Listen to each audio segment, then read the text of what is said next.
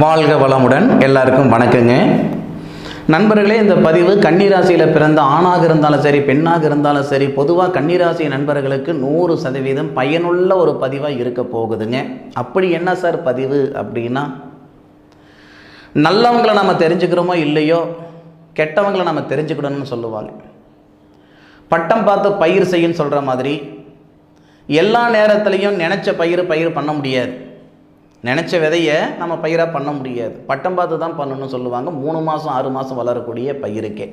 அப்போது நம்மளுடைய வாழ்வாதாரத்துக்கு யார் காரணமாக இருப்பாங்க, இல்லை நம்மளுடைய சங்கடங்களுக்கு யார் காரணமாக இருப்பாங்கன்றது முதல்ல தெரிஞ்சுக்கிட்டோம்னா அவங்கக்கிட்ட இருந்து கொஞ்சம் நாம் சூதானமாக இருக்கலாம். பொதுவாக யாரையும் சங்கடப்படுத்தணுன்ற நோக்கத்துக்காக இந்த பதிவு கிடையாது. யாரும் சங்கடப்பட்டுடக்கூடாதுன்றதுக்காக தான் இந்த ஒரு பதிவு. இப்போ கன்னிராசியில் பிறந்த நண்பர்கள் காலச்சக்கரத்துக்கு 6வது பாவகமாக இந்த கன்னிராசி வருதுங்க. கன்னிராசியில் பிறந்தவங்களுக்கு ஃபஸ்ட்டு தனுசு ராசி நண்பர்களால் சங்கடங்கள் வரும். தனுசு ராசி அப்படின்னா கன்னிராசிக்கு 4வது பாவகத்துக்கு அதிபதி, சுபஸ்தானாதிபதினு சொல்லுவாங்க. அப்போ தனுசு ராசி நண்பர்களுக்கு இதே வேலையா, வேறு வேலை கிடையாதா? அப்படி இல்லைங்க. யாரும் யாரையும் கெடுக்கணும், அழிக்கணும், ஏமாற்றணுன்ற எண்ணத்தில் புத்தியில் யாருமே இல்லை. அவங்க வேலையை பார்க்குறதுக்கு அவங்களுக்கு நேரம் இல்லாமல் இருக்குது. ஆனாலும் சூழ்நிலையும் சந்தர்ப்பம்தான் ஒரு நல்லவனை கெட்டவன் ஆக்கிவிடும். இன்றைக்கி வழக்கு பிரச்சனையில் இருக்கிறவங்க எல்லாமே கெட்டவங்கன்னு சொல்லிட முடியாதுங்க. ஏதோ ஒரு கிரகம் ஏதோ ஒரு நேரத்தில் ஒரு நல்ல மனுஷனை ஏதாவது ஒரு சங்கடத்தில் சிக்க வச்சிரும். அப்போ நம்மளுடைய கிரக நிலைகள் தான் அந்த மாதிரி. கன்னிராசியில் பிறந்த நண்பர்களுக்கு தனுசு ராசியில் பிறந்தவங்க ஏதாவது ஒரு காலகட்டத்தில் சங்கடம் பண்ணுற மாதிரி ஒரு சூழ்நிலைக்கு தள்ளப்பட்டுடுவாங்க. தனுசு ராசி நண்பர்கள் பொதுவாக தனுசு ராசியில் பிறந்த நண்பர்களுக்கு அதிபதி குரு பகவான். நிறைய குருகுலத்தில் பள்ளிக்கூடத்தில் தனுசு ராசியில் பிறந்தவங்க வாத்தியாராக இருப்பாங்க, டீச்சராக இருப்பாங்க. பல பேருடைய வாழ்க்கைக்கும் உறுதுணையாக இருப்பாங்க, பல பேருடைய வாழ்வாதாரத்துக்கும் உறுதுணையாக இருப்பாங்க. கொடுத்து தான் பழக்கப்பட்டிருப்பாங்க, வாங்கி பழக்கப்படவே மாட்டாங்க. ஆனால் எல்லாருக்கும் எல்லா நேரத்துலையும் நல்லவங்களாகவே இருந்துட முடியாது இல்லை. சூழ்நிலை சந்தர்ப்பம் மாறும் இல்லை. அப்படி மாறுற பட்சத்தில் தனுசு ராசியால் சங்கடம் வருதுன்னா அது கன்னிராசிக்காரங்களுக்கு. அதனால தான் நான் சொல்கிறேன், கன்னிராசி நண்பர்கள் என்ன செஞ்சுக்கிடணும்னா, தனுசு ராசி நண்பர்கள்கிட்ட என்ன கம்யூனிகேஷன் வச்சுக்கிடணுமோ அதை வச்சுக்கிடணும். வரவு செலவு வச்சுக்கிறது, குடுக்கல் வாங்கல் வச்சுக்கிறது, ஒரு சில விஷயங்களை கொஞ்சம் சூதானமாக இருந்துக்கிட்டிங்கன்னா சங்கடம் இல்லை. கன்னிராசி நண்பர்கள் நிறைய பேர் தனுசு ராசி நண்பர்களால் சங்கடப்பட்டுட்டு இருக்கிறேனுங்க அப்படின்ட்டு கமெண்ட்டில் சொல்லுவீங்க. இது ஒரு புறம் இருக்கட்டும். ஒரு விஷயம் நடந்ததுக்கப்புறம் நம்ம யோசனை பண்ணி பேசி 10 காசு பிரயோஜனம் இல்லைங்க. என்னை பொறுத்த வரைக்கும் முடிஞ்ச கல்யாணத்துக்கு மோளம் கட்டுறதும் தப்பு, சாப்பிட்ட சாப்பாடுக்கு ஊறுகாய் தேடுறதும் தப்பு இல்லையா? அதனால் இந்த கன்னிராசியில் பிறந்த நண்பர்கள் தனுசு ராசி நண்பர்களுடன் சேர்ந்து பிஸ்னஸ் பண்ணுறதோ திருமணம் பண்ணிக்கிறதோ சரிங்களா, ஒரு சிக்கல் வர மாதிரி சூழ்நிலை இருந்தால் நைஸாக கழட்டி போயிடுங்க. அதன் பிறகு மேஷத்துக்கு முன்னாடி கும்பம்னு இருக்கே, கும்பம் ராசியில் பிறந்த நண்பர்களால் இந்த கன்னி ராசியில் பிறந்தவங்களுக்கு நல்லது செய்ய முடியாது.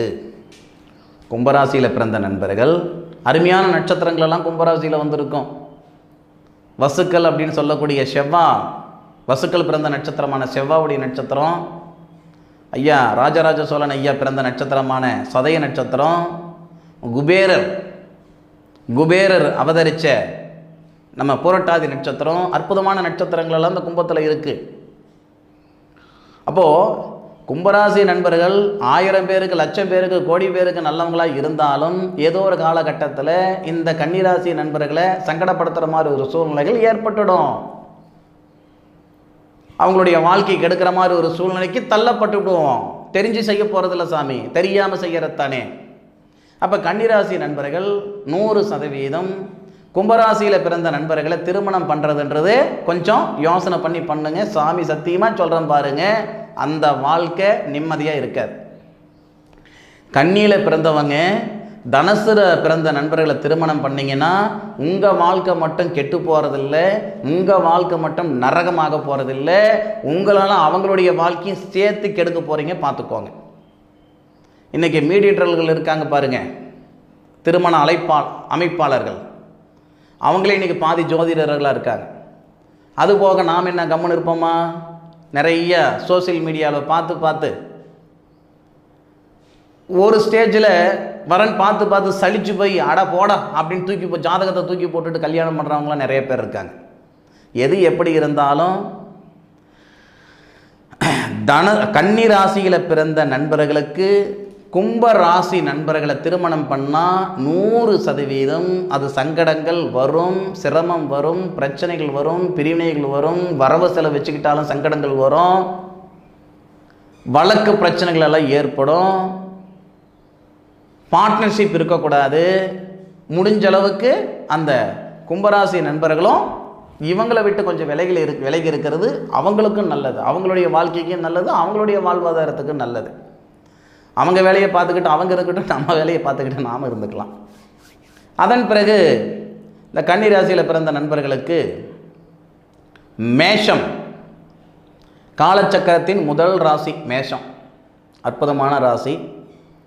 மேஷத்தில் வரக்கூடிய நட்சத்திரங்கள் கூட அசுவினி நட்சத்திரம், பரணி நட்சத்திரம், கார்த்திகை நட்சத்திரம், அருமையான நட்சத்திரங்கள், அற்புதமான நட்சத்திரங்கள். மனசறிஞ்சு யாரையும் கெடுக்கணும் அப்படின்ற எண்ணம் அந்த மேசராசியில் பிறந்தவங்களுக்கெல்லாம் சத்தியமாக வராது. தன்னுடைய சொத்து பத்து கூட தாரவாத்துட்டு வந்து தான் பழக்கம். ஆனால் ஏதோ ஒரு காரணத்தில் ஏதோ ஒரு சூழ்நிலையில் கன்னிராசியில் பிறந்தவங்களை சங்கடப்படுத்துகிற மாதிரி ஒரு சூழ்நிலைகள் ஏற்பட்டுடும். ஊசி இடம் கொடுக்காமல் நூல் உள்ளே போகாது. ஒரு பிரச்சனை வருதுன்னா அந்த பிரச்சனைக்கு ஏதோ ஒரு வகையில் நாம் ஒரு ஃபேஸ் கொடுத்துருப்போம். அதாவது யாரு கூட நம்ம இருந்தாலும் பெரிய பிரச்சனை சின்னதாக கூட ஆகிடும். ஆனால் கன்னிராசியில் பிறந்து மேஷ ராசிக்காரங்க கிட்ட ஒரு சின்ன விஷயமா இருந்தால் கூட அது ஊதி ஊதி ஊதி பெருசாகி போயிடும். பலவிதமான சங்கடங்கள் வந்திருக்கும். ஒரு சின்ன உதாரணத்துக்கு, ஒரு கணவன் மனைவி இருப்பாங்க, பெரிய பிரச்சனை நடந்திருக்கும், 2வது நாளே 2த்தையும் மறந்துக்கிட்டு 2 பேரும் ஒன்றா போவாங்க. அதுவே இன்னொரு வீட்டில் பார்த்தீங்கன்னா சின்ன விஷயமா தான் இருக்கும், சாப்பாடு சண்டையாக இருக்கும், அதுக்காக விவாகரத்து வரை வந்திருக்கும். அப்போது அந்த இடத்துல அந்த பிரச்சனை காரணமா அப்படின்னா அந்த பிரச்சனை காரணம் கிடையாது, நம்ம கிரகத்துக்கும் அவங்க கிரகத்துக்கும் செட் ஆகலை, அதனுடைய தன்மை இந்த மாதிரி ஒரு விஷயங்களை காட்டுது. 3வது மனுஷன் சொல்லுவோம், ஐயோ இதெல்லாம் ஒரு பிரச்சனையா ஐயா, இந்த பிரச்சனைக்கு விவாகரத்துக்கு வந்துருக்கிறீங்களே, வெளியே சொன்ன சிரிச்சு விடுவாங்க. கரெக்டு தானங்க. ஆனால் நம்ம கிரகத்துக்கும் இன்னொரு கிரகத்துக்கும் செட் ஆகலைன்னா இந்த மாதிரி சங்கடங்கள் தினம் தினம் வரதான் செய்யும். இது ஒருத்தர் வாழ்க்கை மட்டும் இல்லை, 2 பேருடைய வாழ்க்கை.